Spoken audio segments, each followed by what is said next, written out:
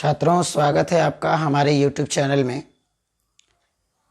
आज हम लोग पढ़ेंगे lecture number 15 English medium electrostatic 2। Electrostatic 2 में जो सेक्शन चल रहा है वो अभी इलेक्ट्रिक पोटेंशियल का चल रहा है।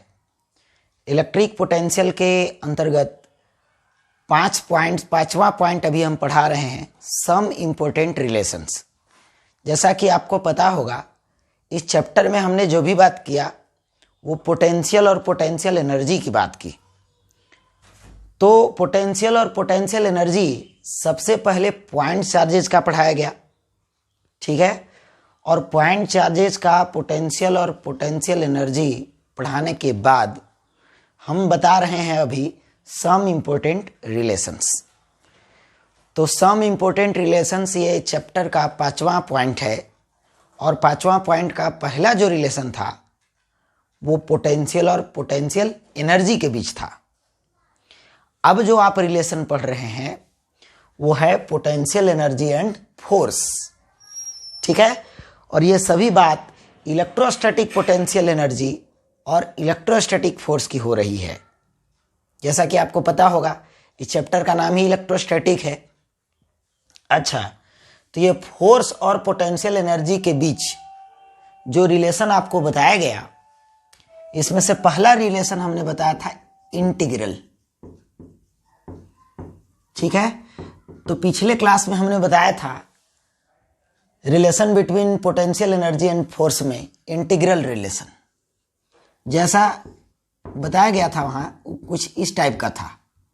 du इक्वल टू यानी कि change in potential energy equal to minus F dot D R, ठीक है, इंटीग्रेशन। एक और बताया था delta U equal to F dot delta R, और सब बोला था कब इसका यूज करना है, कब इसका यूज करना है, ठीक है।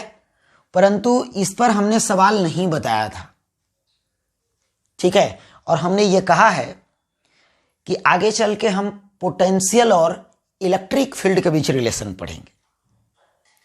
तो पोटेंशियल और इलेक्ट्रिक फील्ड के बीच जो रिलेशन होगा उस पे जो क्वेश्चंस आएंगे, जस्ट वैसे ही क्वेश्चंस इस पे आते हैं। इसीलिए हमने ये मुनासिब समझा, हमने ये सही समझा कि एक ही टाइप के क्वेश्चन को 2 बार कराने से अच्छा है कि हम वहीं पे क्वेश्चन करा देंगे, है ना। रिलेशन एकदम सेम लाइक है। चलिए, तो अब हम बात करते हैं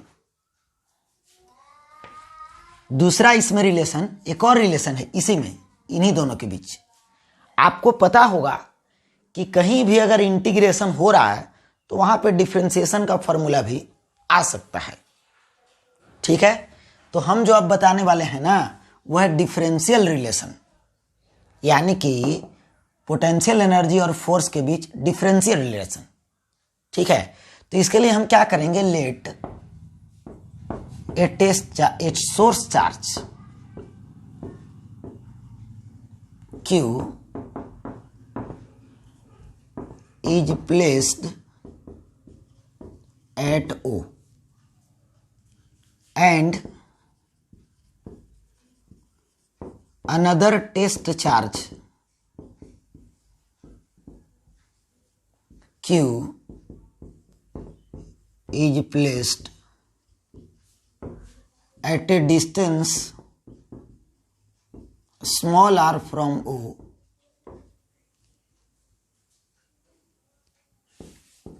as shown in figure। देखिए, ये डिफरेंशियल रिलेशन लाने के 2 तरीके हैं। एक तो अभी मैं जो बता रहा हूं, आप 2 पॉइंट चार्ज ले लो, है ना।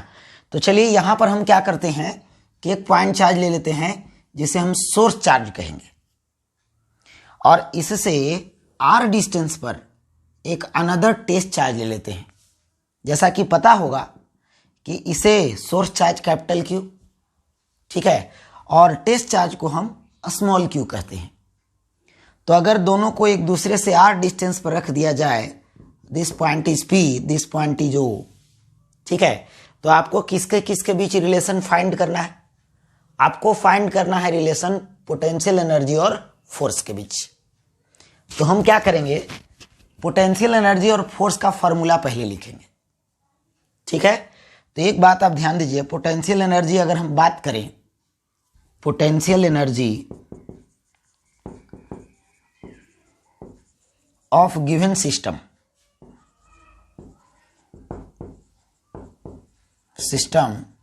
तो वो होगा U इक्वल टू, पता होगा आपको, अगर 2 पॉइंट चार्जेज रहें और दोनों के बीच का डिस्टेंस r है, ठीक है, और हमें पोटेंशियल एनर्जी निकालना है इन दोनों चार्ज का, तो ये दोनों चार्ज का पोटेंशियल एनर्जी KQQ/R होता है, ठीक है। और अगर मैं फोर्स की बात करूं, फोर्स, तो फोर्स का formula F equal to KQQ/R² हो जाएगा, ठीक है। Q1 Q2/R² होता है। अब ये Q1 Q2 की जगह हमने क्या मान लिया है, QQ मान लिया है, तो नो प्रॉब्लम। चलिए, हमें निकालना है रिलेशन फोर्स और पोटेंशियल एनर्जी के बीच, तो इसे 1 मान लें, ठीक है। अच्छा, फोर्स की बात करें तो force on test charge F equal to KQQ/R², second equation. अब आप थोड़ा दिमाग लगाइए कि इससे ये कैसे लाया जा सकता है, ठीक है। तो यहां पर क्या लिखा हुआ है, डिफरेंशियल रिलेशन, ठीक है, यानी कि डिफरेंशिएशन से ही आएगा। अब ये बात हमें कैसे पता चला कि डिफरेंशिएशन से ही आएगा, तो देखो 1/r का डिफरेंशिएशन होता है 1/r² माइनस 1/r², ठीक है। तो यहां जब हम इसका डिफरेंशिएशन करेंगे u का, तो 1/r है, और अगर यहां 1/r है तो हम डिफरेंशिएशन करेंगे तो पक्का बात है कि यहां 1/r² आएगा, और जब ही 1/r² आएगा बाबू, तो वहां पर फोर्स फॉर्मूला आ जाएगा, क्योंकि KQQ तो ऊपर है और 1/r² नीचे आ जाएगा, है ना। मतलब पूरा में 1/r² आएगा तो r² नीचे आ जाएगा, तो फोर्स का फॉर्मूला यहां से आ सकता है। तो हम ऐसा करते हैं कि u को डिफरेंशिएट कर देते हैं r के रिस्पेक्ट में, ठीक है।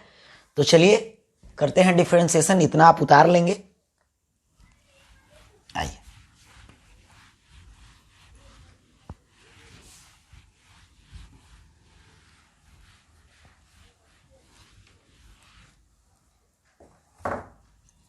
डिफरेंशिएशन की अगर बात करें तो differentiate equation 1 with respect to r, ठीक है। r के रिस्पेक्ट में हमसे हम डिफरेंशिएट करेंगे, तो r के रिस्पेक्ट में अगर हम डिफरेंशिएट करेंगे तो फॉर्मूला हो जाएगा du/dr, ठीक है। du/dr इक्वल टू क्या हो जाएगा, KQQ/R² माइनस, ठीक है। तो du/dr माइनस KQQ/R²। अब देखिए, माइनस इधर ले आइए आप, तो अगर आप ध्यान से देखिए तो KQQ आ गया, R आ गया, R² आ गया, है ना। तो from equation second we can say that, ठीक है। इसके बदले F, तो F equal to minus du/dr, ठीक है। F equal to minus du/dr। तो ये हो गया relation between force and potential energy, differentiation में हो गया। एक ये तरीका है कि आप क्या करो, एक बार पोटेंशियल एनर्जी का फॉर्मूला लिख दो और एक बार फोर्स का, और पोटेंशियल एनर्जी के फॉर्मूला को डिफरेंशिएट कर दो, है ना। तो du/dr माइनस की जगह फोर्स आ जाता है। अब यहां पर आ गया माइनस साइन। अब इस माइनस साइन का मतलब मैं अलग बताऊंगा, ठीक है। ये माइनस साइन क्यों आया इसका मतलब मैं अलग बताऊंगा। इससे पहले हम दूसरा मेथड की बात करें, एक और मेथड से इसे लाया जा सकता है। जैसे देखिए बाबू, इंटीग्रल रिलेशन में बताया गया था कि अगर 2 पॉइंट के बीच आप डिस्प्लेस करते हैं, मान लीजिए ये पॉइंट है, ये पॉइंट, ठीक है। शॉर्टकट में बता रहे हैं इसको, मेथड सेकंड। ऐसे फील्ड और पोटेंशियल के रिलेशन में थोड़ा डीपली बता देंगे। तो ये यहां से यहां के बीच ये डिस्प्लेसमेंट को dr मान लेते हैं, छोटा सा डिस्प्लेसमेंट। अगर कोई point charge when q charge displaced through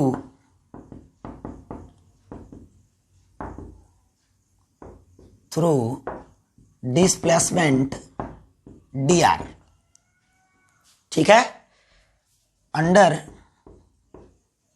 the electric force F, electrical force F लग रहा है, इसके अंडर हम dr डिस्प्लेसमेंट कराए किसका, टेस्ट चार्ज Q का।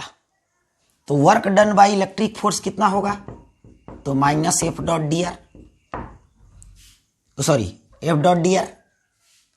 चेंज इन पोटेंशियल एनर्जी कितना होगा, तो चेंज इन पोटेंशियल, अच्छा एक बात और, ये जो डिस्प्लेसमेंट और ये कराया गया है ना, इन सेम डायरेक्शन कराया गया है,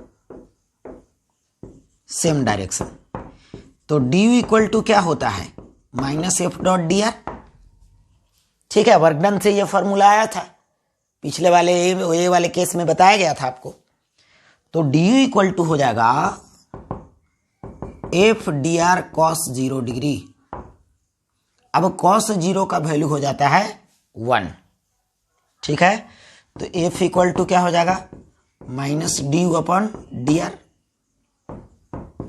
ऐसे भी चल सकता है, तो आप ऐसे भी 2 मार्क्स के क्वेश्चन में आता है बोर्ड के एग्जाम में, तो आप ऐसे भी कर सकते हैं। ये तो फॉर्मूला आप बहुत पहले से जानते है ना, वर्क डन से आया है ये।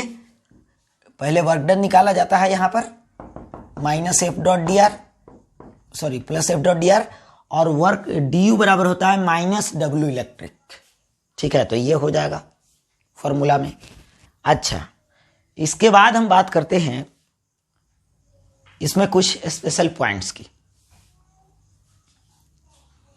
तो ये हो गया डिफरेंशियल रिलेशन, है ना।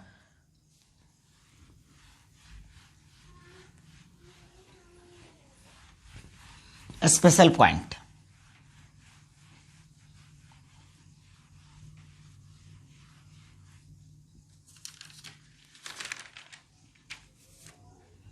चलिए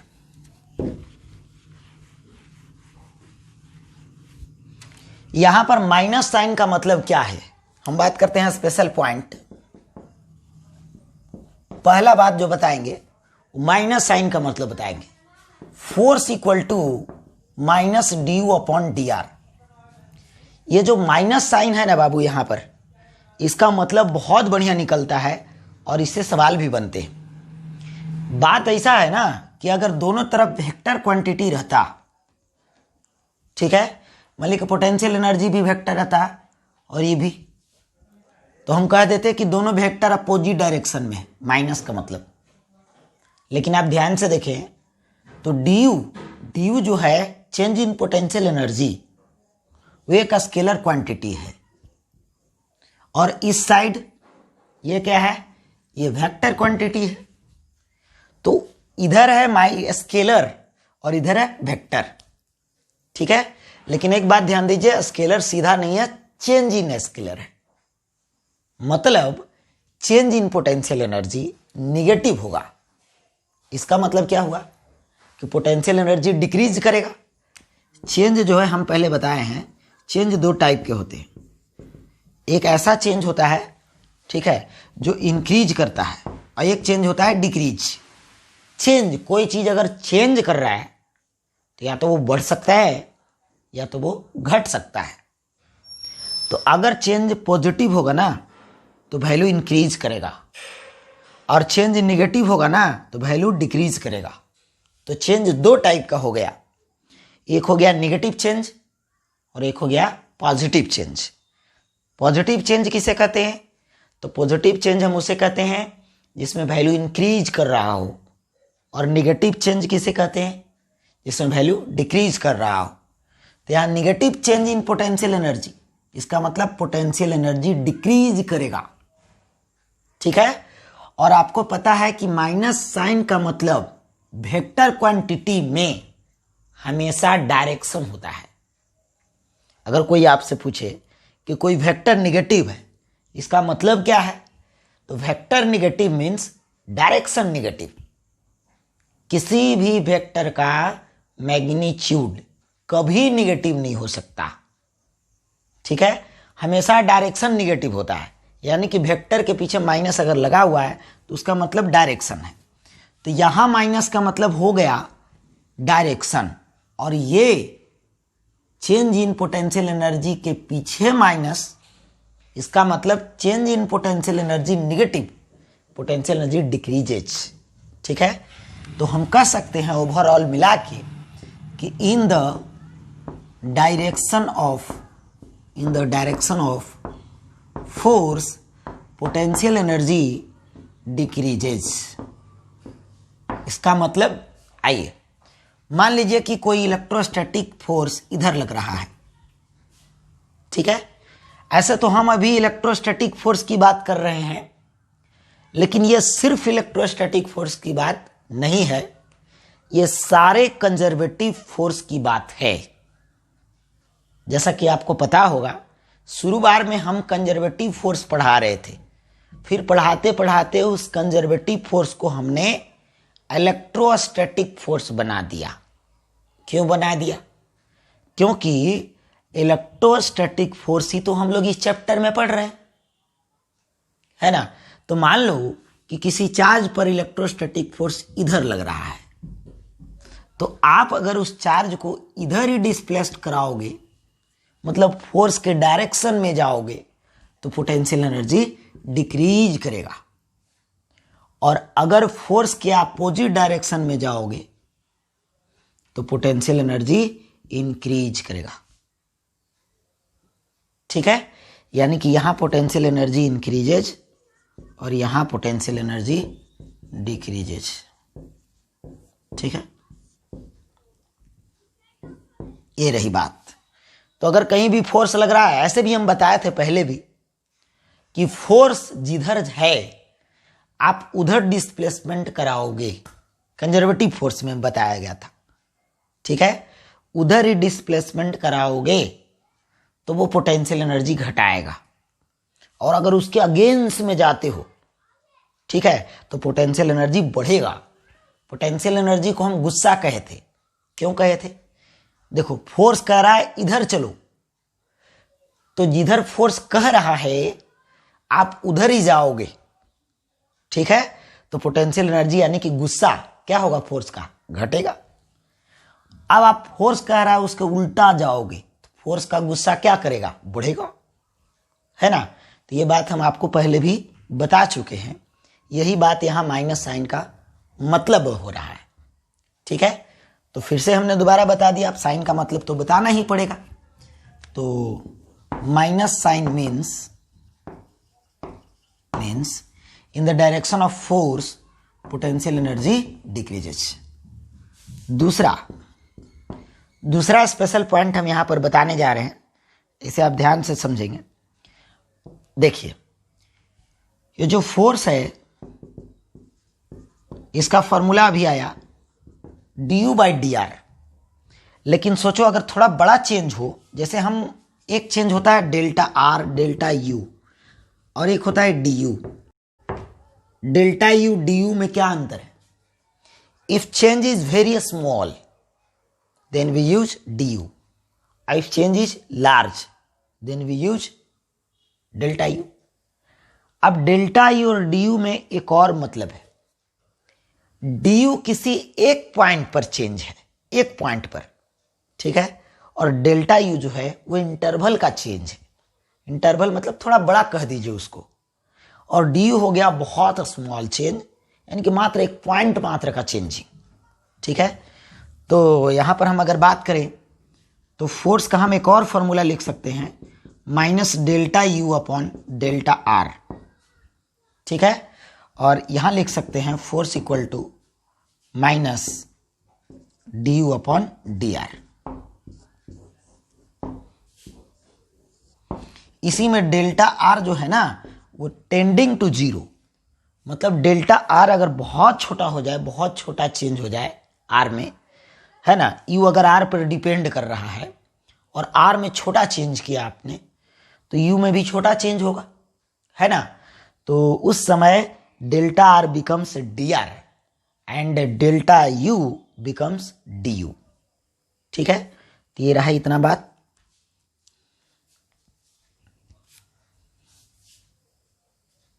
चलिए इसे मिटाते हैं। पोटेंशियल एनर्जी के कंसेप्ट में समझिएगा ध्यान से, पोटेंशियल एनर्जी के कंसेप्ट में और फोर्स, ये दोनों का जो रिलेशन अभी हमने बताया, ये दोनों के कंसेप्ट में एक बहुत बढ़िया चीज होता है इक्विलिब्रियम। ठीक है, अब ये इक्विलिब्रियम के बारे में हम इलेक्ट्रोस्टैटिक 1 यानी कि कूलम्ब्स लॉ में थोड़ा मोड़ा बताए थे, तो वहां पर हम बताए थे, लेकिन यहां पर जितना यूज है उतना मैं बताऊंगा, और फिर अगर जरूरत पड़ेगी तो आगे हम एक क्लास आपको दे देंगे जिसमें इक्विलिब्रियम, सिंपल हार्मोनिक मोशन साथ में आते हैं। ठीक है, पढ़ने में, तो एक क्लास आपको आगे चल के दे दिया जाएगा। लेकिन अभी अगर मैं फिलहाल बात करूं, ठीक है, तो फिलहाल अभी इक्विलिब्रियम थोड़ा सा समझाएंगे और उसका यहां पर मतलब बताएंगे जो पोटेंशियल एनर्जी से रिलेटेड होगा। ठीक है, तो तीसरा जो पॉइंट है वो कभी कभी पूछता है ना बाबू कि आप इक्विलिब्रियम पोजीशन बताओ, आपको पोटेंशियल एनर्जी दिया रहेगा, ठीक है, और वो पोटेंशियल एनर्जी आर के फंक्शन में रहेगा। मतलब पोटेंशियल एनर्जी किस पे डिपेंड करेगा? आर पे डिपेंड करेगा। ठीक है, तो पोटेंशियल एनर्जी आर पे डिपेंडेंट दिया रहेगा और सवाल पूछेगा, है ना, कि इक्विलिब्रियम पोजीशन कहां होगा, मतलब आर का वह वैल्यू बताओ, जैसे यू का वैल्यू आर के टर्म में दिया हुआ है, U is the function of R. इसका मतलब क्या होता है? इसका मतलब बिल्कुल सिंपल होता है कि यू के फॉर्मूला में आर रहेगा, जैसे यू इक्वल टू 3r², ठीक है, या कोई भी फंक्शन ऐसे दिया रहेगा और सवाल आपसे पूछेगा कि बताइए आर के किस वैल्यू पे इक्विलिब्रियम होगा। ठीक है, इस टाइप का क्वेश्चन। तो हम सबसे पहले इक्विलिब्रियम की बात करें तो इक्विलिब्रियम का एक कंडीशन होता है, एट इक्विलिब्रियम एफ बराबर 0, एट दिस पोजीशन एफ बराबर 0, मतलब नेट फोर्स 0 होगा।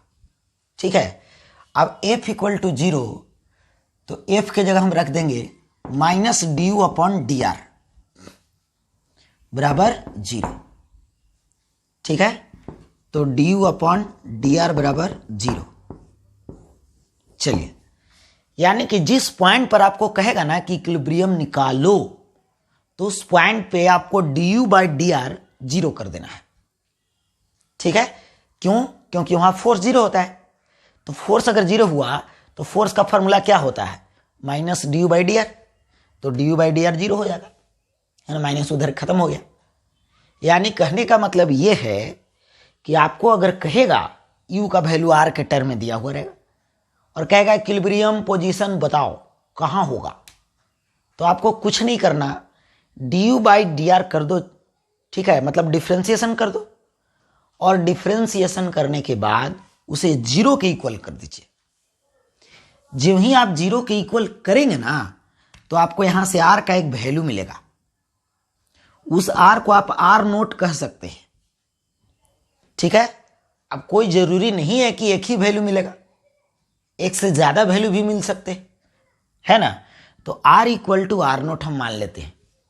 सपोज आया आर बराबर आर नोट, तो इसी आर बराबर, मान लीजिए कि आर बराबर 2 मीटर आ गया, तो इसी 2 मीटर पर, आर का 2 मीटर वैल्यू पर ही इक्विलिब्रियम होगा।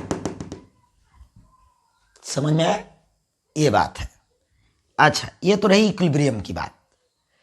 अब ये इक्विलिब्रियम 2 टाइप का होता है। एक होता है स्टेबल इक्विलिब्रियम। अब हम ज्यादा डीपली यहां पर नहीं जाएंगे, बस हमको फॉर्मूला से काम है। ठीक है, और दूसरा होता है अनस्टेबल इक्विलिब्रियम।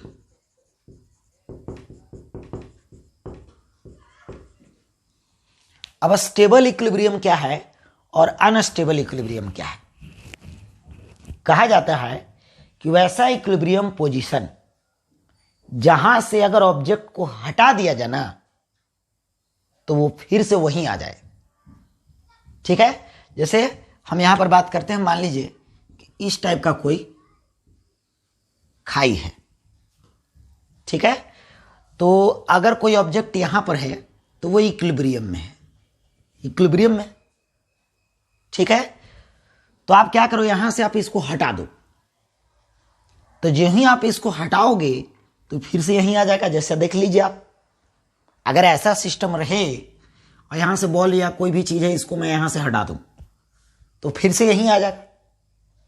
ठीक है, तो ये जो पोजीशन आपको दिखाई दे रहा है जहां पर ये ऑब्जेक्ट है इक्विलिब्रियम में, मतलब स्थिर है।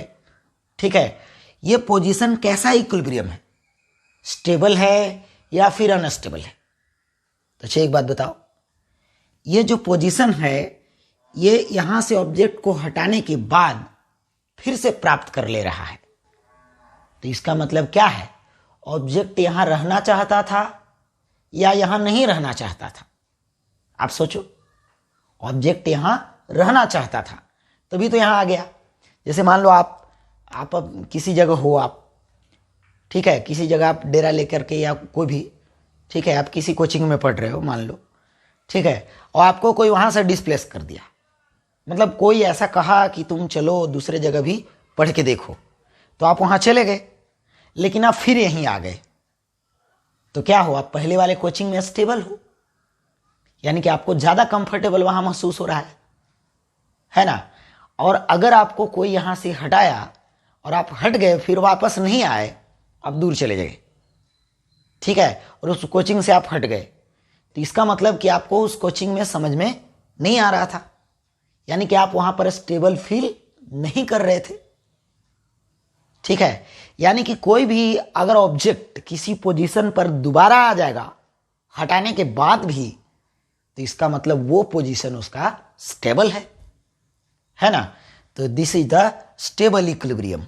इक्विलिब्रियम तो है ही, रेस्ट में है ना। चलिए, अब ये है अनस्टेबल इक्विलिब्रियम का एग्जांपल। तो मान लीजिए ऐसा जगह पर आप कोई ऑब्जेक्ट को रख दो, तो ये ऑब्जेक्ट यहां नहीं रहना चाहता है, और अगर आपको यकीन नहीं है तो आप यहां से इसको हल्का डिस्प्लेस कराओ, जब ही आप हल्का डिस्प्लेस कराओगे ये तुरंत नीचे चला जाएगा और वापस लौट के नहीं आएगा। ठीक है, इसका मतलब यहां ये अनस्टेबल है। और आप ध्यान से देखिए जरा, this is the minimum value, अगर हम इस पाथ का बात करें तो this is the minimum value in mathematics and this is the maximum value in mathematics. ठीक है, तो stable equilibrium just like minimum value की तरह होता है। ठीक है, और unstable equilibrium just like maximum value की तरह होता है। और मिनिमम वैल्यू पे और मैक्सिमम वैल्यू पे, मैथ में मैं बात कर रहा हूं, दोनों जगह dy/dx का वैल्यू 0 होता है। मैक्सिमम वैल्यू पे भी dy/dx का वैल्यू 0 होता है। हम पढ़ाए हैं कुलम्स लॉ में, ऐसे आप मैथ में भी पढ़िएगा। और मिनिमम वैल्यू पे भी dy/dx का वैल्यू 0 होता है, दोनों जगह 0 होता है। ठीक है, तो देखिए du/dr का वैल्यू यहां भी 0 है, यहां भी 0 है, क्योंकि दोनों तो इक्विलिब्रियम है, और इक्विलिब्रियम में f0 होता है, और f0 इसका मतलब du/dr 0। अब सवाल ये उठता है कि हम ये पहचानेंगे कैसे कि ये स्टेबल इक्विलिब्रियम है, ये अनस्टेबल है ना। तो इसके लिए मैथ में आप याद करो, ये मैक्सिमम वैल्यू पहचानने के लिए d2y/dx² निकालते थे आप, मतलब डबल डिफरेंशिएशन करते थे y का x के रिस्पेक्ट में, और अगर वो निगेटिव आ जाता था ना, निगेटिव, तो वैल्यू मैक्सिमम होता था। ठीक है, और अगर पॉजिटिव आ जाता था d2y/dx², d2y/dx² पॉजिटिव आ जाता था ग्रेटर देन 0, तो वहां पर वैल्यू मिनिमम, सॉरी हाँ, निगेटिव में मैक्सिमम और पॉजिटिव में मिनिमम हो जाता था। ठीक है, तो क्या हम ऐसा ही यहां कह सकते हैं, एकदम जस्ट वैसे ही मैथमेटिक्स के हिसाब से, कि यहां पर d2u/dr² निकालेंगे ठीक है, और वहां पर R बराबर R नोट रख देंगे, यहां पर R बराबर R नोट रख देंगे। ऐसे लिखने का मेरा मतलब क्या है कि आप d2u/dr² निकालो, इसका मतलब 2 बार डिफ्रेंसिएशन करो, और R का जो वैल्यू यहां पर आया है 0 करने के बाद, ठीक है, वो R का वैल्यू आएगा, यहां पे रख देना है। अगर यह पॉजिटिव आए ना तो समझो स्टेबल इक्विलिब्रियम है, लाइक मिनिमम, यानी कह सकते हैं कि यहां पर पोटेंशियल एनर्जी इज मिनिमम, ठीक है। और मिनिमम फंक्शन का क्या कंडीशन है बाबू मैथ में, तो 2 बार डिफरेंशिएशन करोगे तो वो प्लस आना चाहिए, ठीक है। तो वहां फंक्शन मिनिमम होता है, उल्टा याद रखना है, प्लस वाले में मिनिमम होता है। और जहां पर d2y/dx² तो यहां पर होगा d2u/dr² लेस देन 0 आता है, R बराबर R नोट, ठीक है। तो यहां पर जो वैल्यू होगा वो मिनिमम होगा, यानी कि यहां पर पोटेंशियल एनर्जी इज मैक्सिमम, यहां पर मैक्सिमम होगा, यहां पर मैक्सिमम होगा, जहां लेस देन 0 है वहां मैक्सिमम। तो क्या करेंगे सवाल बनाने के लिए, सबसे पहला काम पोटेंशियल, अगर आपको इक्विलिब्रियम पोजीशन निकालना तो du/dr 0 कर दो, R निकाल लो, वही R पर मिनिमम या मैक्सिमम जो भी होना होगा, मतलब एक इक्विलिब्रियम होगा, ठीक है। अब इस इक्विलिब्रियम का नेचर चेक करना चाहते हो कि इक्विलिब्रियम सर स्टेबल है या फिर इक्विलिब्रियम अनस्टेबल है, तब आप क्या करेंगे, है ना, तब आप क्या करेंगे, तब आप यहां पर करेंगे कि आप d2u/dr² निकालेंगे, और अगर यह d2u/dr² पॉजिटिव आ गया R का वैल्यू रखने के बाद, है ना, तो समझना कि स्टेबल इक्विलिब्रियम है, और निगेटिव आ गया तो समझ जाना अनस्टेबल इक्विलिब्रियम है। और अगर भूल गए तो ये फिगर याद कर लेना, फिगर से आपको सब पता चल जाएगा, ठीक है। तो कितना बार पढ़ाया जाए, कूलम्स लॉ में एक बार मैक्सिमा मिनिमा हम पढ़ाए थे, ठीक है। तो आप ऐसे याद रखेंगे, कोई दिक्कत नहीं होगी, सवाल बनवा देते हैं इस पर।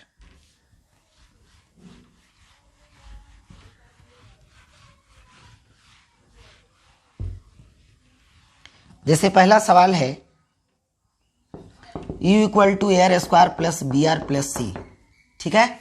पोटेंशियल एनर्जी दिया हुआ है, potential energy U = AR² + BR + C, ठीक है। तो कह रहा है पहले फाइंड फोर्स, नो टेंशन, पहले फोर्स निकाल दो, ठीक है। इसमें इक्विलिब्रियम की चर्चा नहीं है, तो सिर्फ फोर्स निकालना है आपको। तो F = लगा देंगे -du/dr, -du/dr। अब U का वैल्यू आपको दिया गया है, U का वैल्यू है AR² + BR + C, ठीक है। तो इसे हम डिफ्रेंशिएट करेंगे, बिल्कुल सिंपल है। इसका डिफ्रेंशिएशन होगा 2 मल्टीप्लाई में आएगा, 2AR 2R और A मल्टीप्लाई में माइनस प्लस, माइनस पीछे लगा देंगे, डिफ्रेंशिएशन करिए, +B R का 1 और +C का 0। तो फोर्स = हो गया -2AR - B, it is the answer, ठीक है। यह question number first. Question number अगर हम सेकंड की बात करें, फर्स्ट आप उतार लेंगे, ठीक है, इसे उतार लेंगे आप।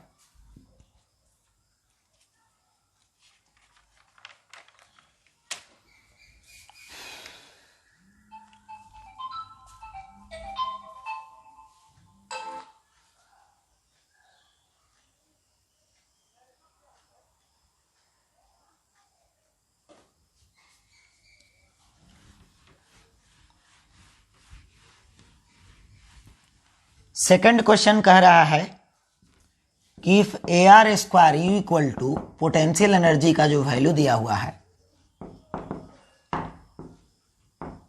Potential energy U equal to A R square minus B R plus C, ठीक है। Then find the equilibrium position,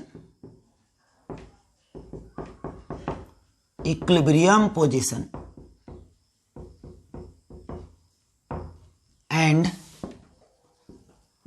check stable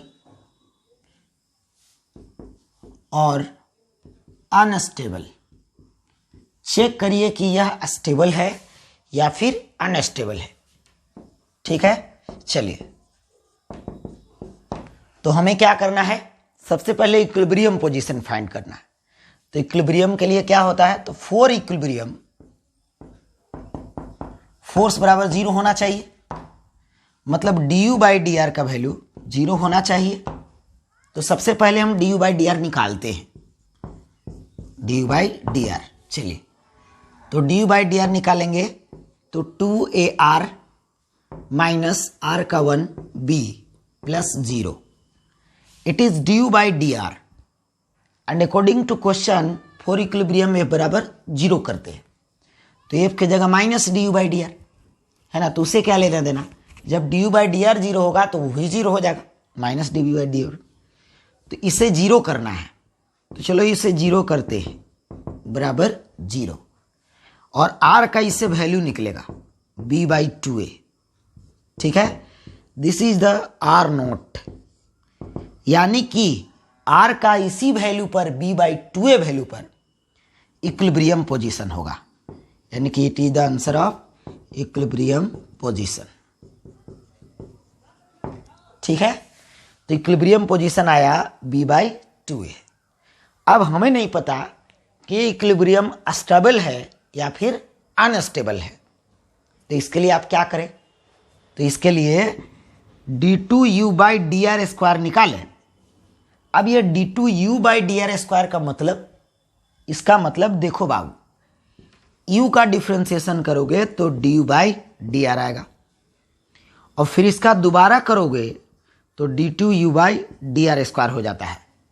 जैसे यहाँ पर अगर हम बात करें तो u कितना है, u है A R square minus B R plus C, तो इसका डिफ्रेंसिएशन करोगे तो आएगा 2ar माइनस बी प्लस इसका 0, इसका फिर करो दोबारा तो r का 1 हो जाएगा, बाकी बचा 2a और b का 0 हो गया, यानी कि सिर्फ 2a, यानी कि यहाँ डिफ्रेंसिएशन करोगे तो सिर्फ 2a आएगा। अब हमने बोला था कि d2u by D are square निकाल करके और उसमें r का वैल्यू रखना जो आया है पहले, ठीक है। तो क्या r का वैल्यू आया है, b बाई 2a आया है, आया जरूर है ना, तो आएगा ही, लेकिन यहाँ पर तो r बचा ही नहीं। अगर r बचा ही नहीं तो और अच्छा चीज़ है, r पर डिपेंड नहीं कर रहा है, हमें पहले से ही प्लस माइनस पता चल गया।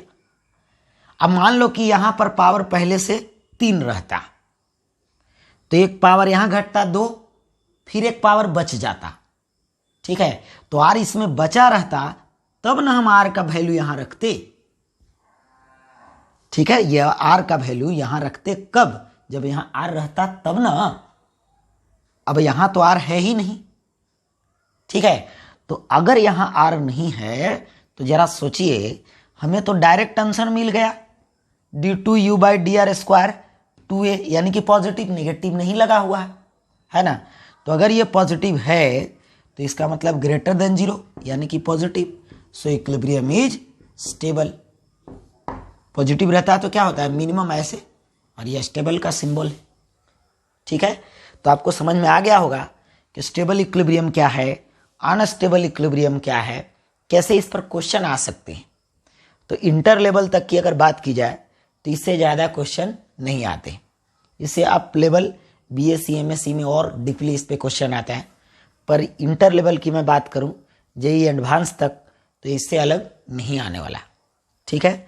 तो ये रहा आपका इक्विलिब्रियम, स्टेबल और अनस्टेबल, ठीक है। चलिए इसे लिख लेंगे आप।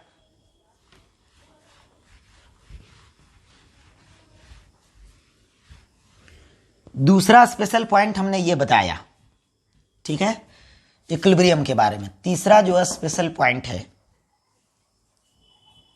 तीसरा स्पेशल पॉइंट नहीं, क्या हो गया,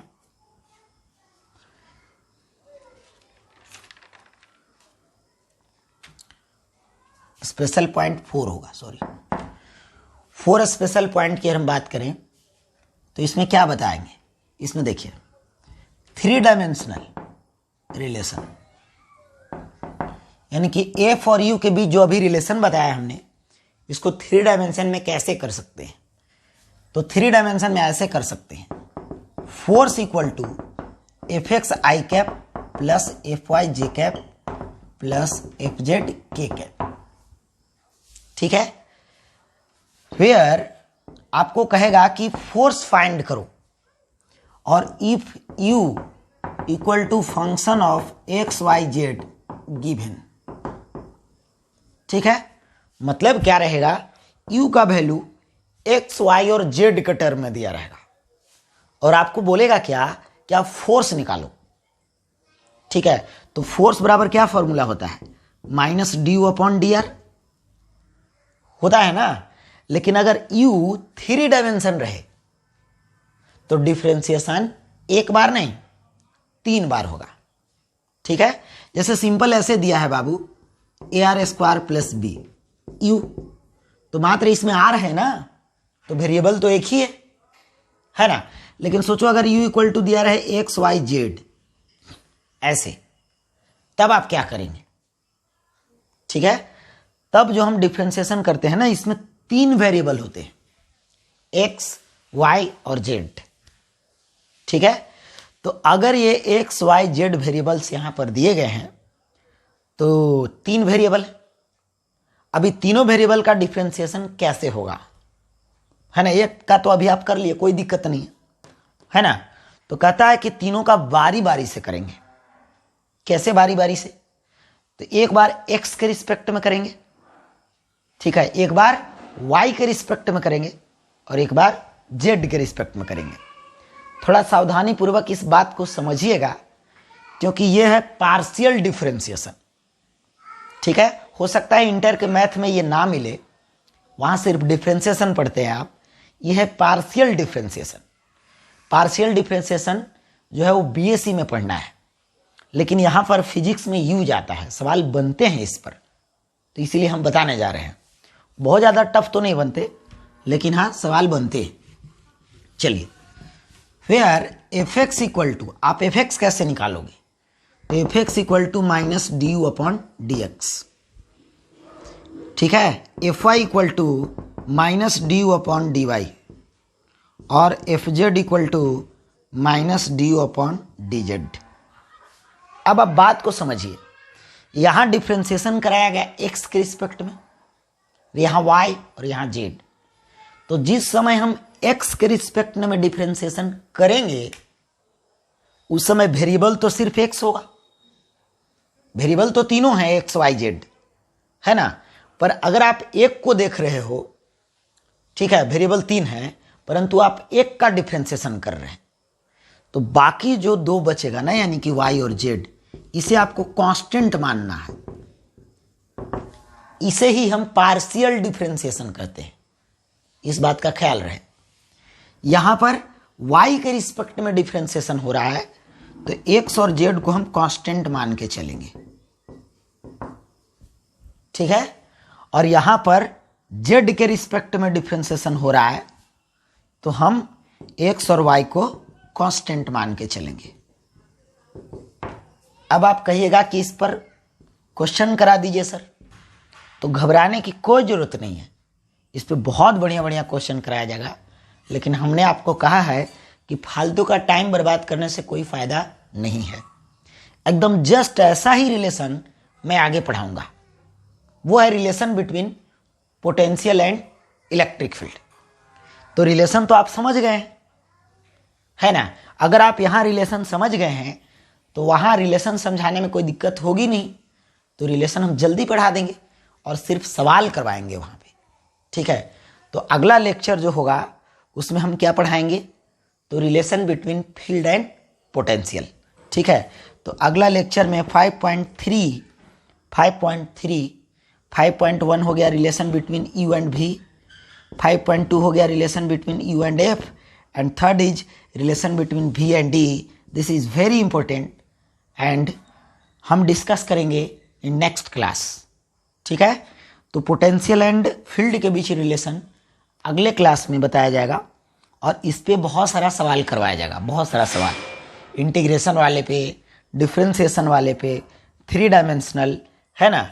this differentiation is known as partial differentiation, याद रखेंगे पार्शियल डिफ्रेंसिएशन. देखिए कभी कभी यहाँ डी नहीं लिख के ना ऐसे लिखा जाता है, इसे हम करली कहते हैं. ठीक है, इसे हम करली कहते हैं. ठीक है, तो कभी कभी ऐसे भी लिखा रहता है, परंतु वो ज़्यादातर जो है ना बीएससी एमएससी में यूज आता है, यहाँ पर उतना जाने की ज़रूरत नहीं है. आप डी भी लिखिए, कोई प्रॉब्लम नहीं है. ठीक है, पर करली से डिनोट किया जाता है. आप चाहें तो वैसे कर सकते हैं, करली यू बाई करली एक्स, है ना, तो उसे करली डी कहा जाता है. तो ये भी कोई दिक्कत नहीं है, इसे हम पार्शियल डिफ्रेंसिएशन कहेंगे. ज़्यादा डीपली जाने की कोई ज़रूरत नहीं है. एक आध दो सवाल आते हैं, मेंस में भी आ सकते हैं, बोर्ड के एग्जाम में भी आ सकते हैं. तो आज के लिए इतना ही. चैनल को जो लोग अभी तक सब्सक्राइब नहीं किए हैं सब्सक्राइब कर दीजिए और इंस्टाग्राम से जल्दी से जुड़िए. इंस्टाग्राम से जुड़िएगा तो उससे आप क्वेश्चन पूछ सकते हैं. उसका हम सोच रहे हैं जो भी उस पर क्वेश्चन लोग पूछेंगे उसका एक अलग से वीडियो बनाएं और वीडियो बना करके इसी चैनल पे डाला जाए, डाउट वाला वीडियो. ठीक है, और जल्द ही हम टारगेट कोर्स स्टार्ट करने वाले हैं. ठीक है, और 11th का भी बैच जल्दी से स्टार्ट होगा. हम वेट कर रहे थे रिजल्ट का, तो रिजल्ट तो अब हो चुका, स्टार्ट करेंगे अब जल्दी से. ठीक है, कुछ परेशानियां हैं जिससे कभी कभी ऐसा होता है आगे पीछे क्लास हो जाता है, तो उससे कोई प्रॉब्लम नहीं है. आज के लिए इतना ही, धन्यवाद.